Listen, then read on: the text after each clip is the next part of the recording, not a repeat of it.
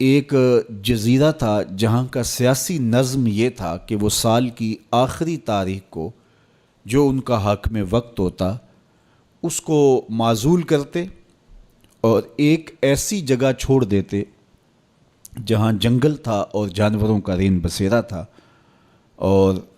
ساحل پہ آ جاتے۔ پہلا شخص جو اترتا ساحل پہ اس کو اپنا حکمران مان لیتے، اور یہ ان کا ایک مدت سے دستور رہا۔ جو بھی تخت نشین ہوتا وہ بھول جاتا کہ سال کے بعد میرے ساتھ یہ کیا کریں گے، اور بلا تعمل وہ اعزاز و تکریم اور وقار کے ساتھ مسند نشین ہو جاتا اور عیش و عشرت کرتا۔ ایک دفعہ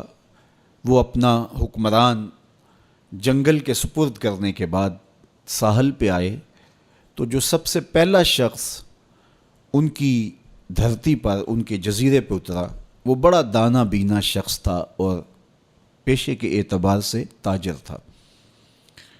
تو انہوں نے اسے کہا کہ تم آج کے بعد ہمارے حکمران ہو۔ اس نے کہا میں تو تاجرانہ غرض سے آیا ہوں، میں تو اصول سلطنت کو، امور حکومت کو جانتا ہی نہیں ہوں۔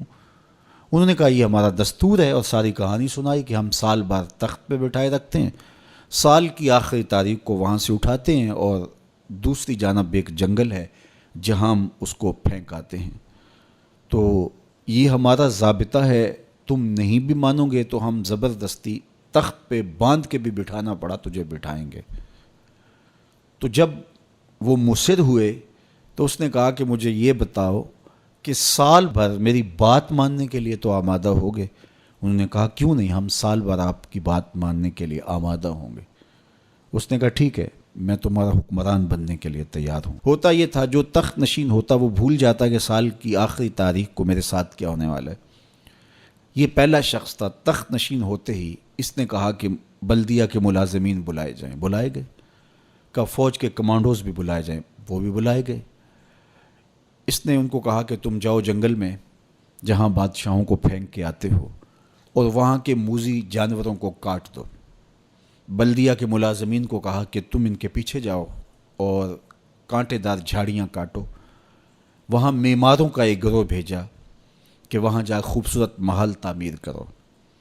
وہاں پھلدار، پھولدار، سایہ دار درخت لگوانے شروع کر دیے، اور پورا سال اس جنگل کو کٹوانے، اس کے موذی جانور قتل کروانے، وہاں محل تعمیر کروانے، پھلدار، پھولدار، ثمر بار درخت لگانے میں حکومتی مشینری کو لگائے رکھا۔ جب سال کی آخری تاریخ ہوئی تو ہوتا یہ تھا کہ جب بھی بادشاہ کے پاس وہ آتے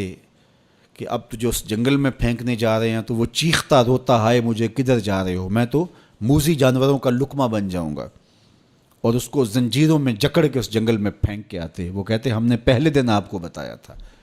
رومی علیہ رحمہ فرماتے جب وہ زنجیریں لے کر آئے تو اس کو کہا کہ ہم تمہیں وہاں پھینکنے جائیں گے، تو اس نے کہا کہ زنجیروں کی کیا ضرورت ہے، میں خود چل کے جانے کے لیے تیار ہوں۔ رومی کہتے ہیں کہ یہ یہاں بیٹھ کے تخت پہ اس فکر میں لگا رہا جہاں اس نے جانا تھا، اور اس کو پتا تھا کہ یہاں تو ایک سال بھر کے لیے آیا ہوں، تو میں نے تو پھر بقیہ ساری زندگی اس جنگل میں کاٹ دی ہے، اور وہاں بچھو ہیں، وہاں سانپ ہے، وہاں موذی جانور ہیں، وہاں بھیڑیے ہیں، چیرنے پھاڑنے والے درندے ہیں، وہاں کانٹے دار جھاڑیاں ہیں۔ تو وہاں وہ جھاڑیاں کٹواتا رہا اور ایسے جانور مرواتا رہا، اور وہاں کنویں کھدوائے، وہاں پھلدار پھولدار درخت لگوائے، وہاں محل تعمیر کروایا۔ تو اس نے خوشی سے کہا مجھے کیوں جکڑتے ہو، میں تو چل کے اس جگہ پہ جانے کے لیے تیار ہوں، اس لیے کہ اب وہ جنگل اور خوفناک جھاڑیاں نہیں رہیں بلکہ وہ ایک خوبصورت باغ بن چکا ہے، اور وہاں موذی جانور نہیں رہے، وہاں پرندے چہچہا رہے ہیں، کوئلوں کی دل آویز صدائیں ہیں، وہاں بلبلوں کے چہچہے ہیں، تو میں تو وہاں جانے کے لیے تیار ہیں۔ تو انہوں نے کہا کہ ہم بھی ایسے ہی بادشاہ کی تلاش میں تھے کہ جو مستقبل کی بہتری کا ضامن بنے، تو کہا کہ جناب آج سے ہم اپنا قانون بدلتے ہیں، آپ تخت پہ ہی رہیے،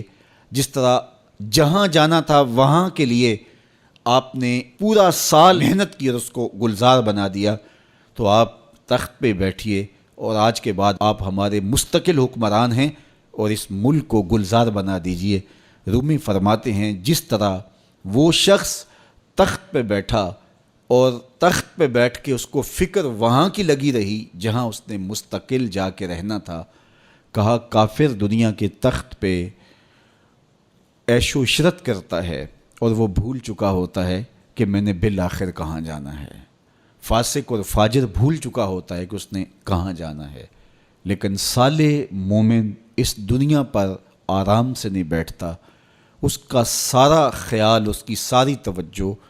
وہاں ہوتی ہے جہاں اس نے جانا ہوتا ہے، اس لیے وہ یہاں بیٹھ کے قبر کے کیڑے مکوڑے ختم کرتا ہے، یہاں بیٹھ کر کے قبر کے سانپ کاٹتا ہے، یہاں بیٹھ کر کے اپنے اعمال کے لشکر بھیج کے وہاں کے بچھو ختم کرتا ہے، اور جب وہ اس دنیا سے رخصت ہوتا ہے تو القبر روضۃ من ریاض الجنہ، تو قبر جنت کے باغوں میں سے ایک باغ بن چکی ہوتی ہے۔ تو میرے رب نے کہا کہ ہر جان یہ دیکھے اس نے آنے والے کل کے لیے آگے کیا بھیجا ہے۔ پھر فرمایا واتقوا اللہ، اور اللہ سے ڈر جاؤ۔